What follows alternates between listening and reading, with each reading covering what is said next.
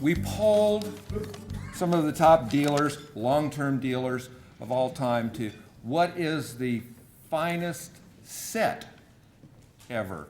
And to use Dave Bauer's term, what grand collection. And interestingly, all of these people, many of them who built and sold some of these sets, there was a divergence of opinion. So we just kind of ranked all 11 people who voted. BJ has already done some of the sets. We're going to do all 10 of what we call the 10 greatest sets. We're going to put them up on our website. We'll do it in two categories. One will be the pre-Beatles or the pre-1964.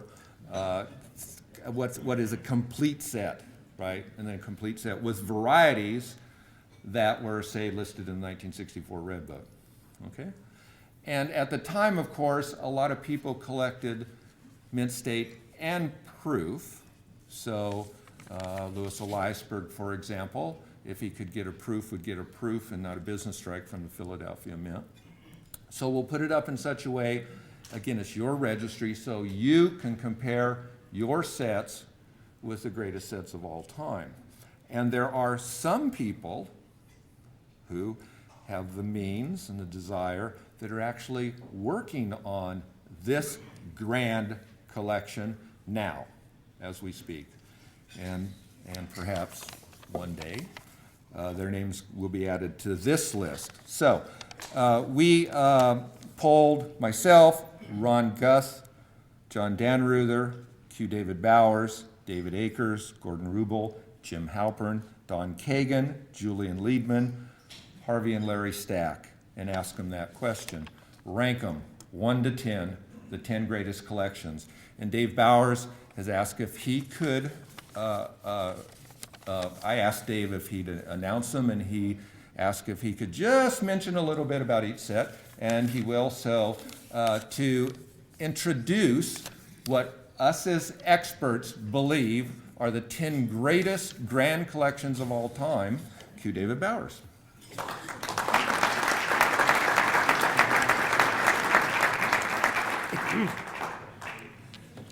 Welcome, thanks for coming.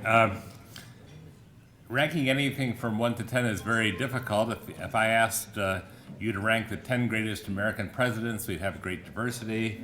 As I mentioned the other day, what is the greatest art object ever? Is it the Mona Lisa, or perhaps the Taj Mahal, or sunrise over the Fiji Islands? So, but we're fairly well united on the top several.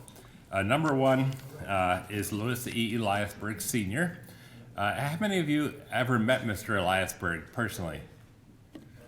Harvey? Yeah. Okay, there you go. But and Larry, he's from our own era, and sometime 100 years from now, they'll say, gosh, you knew Mr. Eliasberg. He's a very fine friend of mine. He's number one. He had one of every United States coin from the 1793 half cent to the 1933 double eagle that was known to exist, every major guidebook variety. Number two is Virgil Brand, who is a super collector of all time, died in 1926, with 350,000 coins. He knew his coins, could talk about them, world, ancient, foreign. He had, if one coin was good, like an 1884 trade dollar, 6 of them were even better.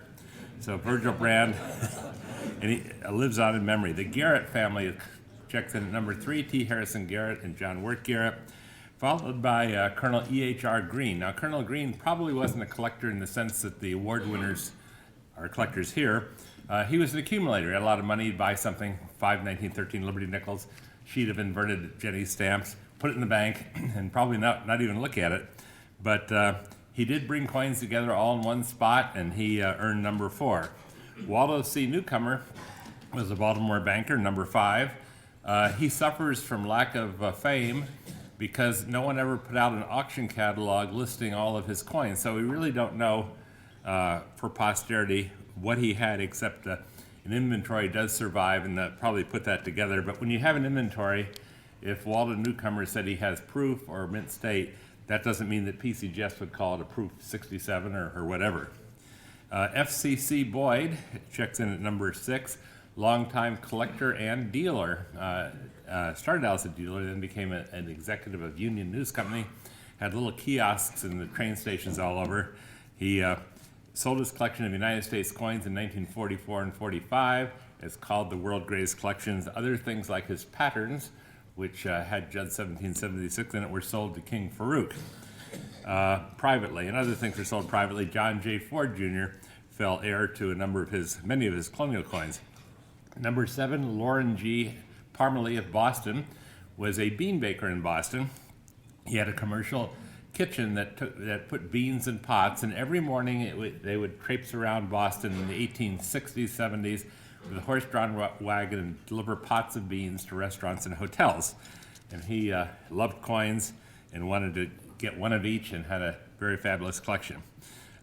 Number 8 is Mrs. R. Henry Norweb, Emily May Holden Norweb. How many of you knew Mrs. Norweb or Ambassador? Gosh, maybe everybody is post-Beatles.